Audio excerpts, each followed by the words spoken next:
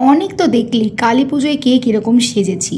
এইবার তোমাদেরকে দেখাবো যে আমার মাসির বাড়ির কালী পুজোতে কি কি মেনু হয়েছে। তো প্রথমেই দেখো চলে এসেছে সাদা প্লেট, তারপর কিন্তু চলে এলো পনির পাসিন্দা। পনির পাসিন্দা কিন্তু আমার দারুণ লাগে খেতে। পনির পাসিন্দাটা সসে কিন্তু ডুবিয়ে ডুবিয়ে খেতে বেশ ভালোই লাগছিল, আর সেটা যদি তাও গরম গরম হয় তাহলে কিন্তু দারুণ লাগে। আমি কিন্তু হওয়ার সাথে সাথেই বিকেলবেলায় একটা খেয়ে নিয়েছিলাম, টেস্ট করে দেখেছিলাম যে বেশ ভালোই লাগছিল। তো তারপর কিন্তু দেখো চলে এসে হচ্ছে বেবি নান, আর তার সাথে যেটা ছিল সেটা হচ্ছে পনির চানা মশালা। এবার বেবি নান দিয়ে চানা মশলার কম্বিনেশনটাও তো দুর্দান্ত। তারপরে কিন্তু চলে এসছে গরম গরম বাসন্তী পোলাও, আর হচ্ছে কাশ্মীরি আলুর দম। সাথে ছিল হচ্ছে এটা পনিরেরই কিছু একটা আইটেম, আমার না এক্স্যাক্ট নামটা মনে নেই।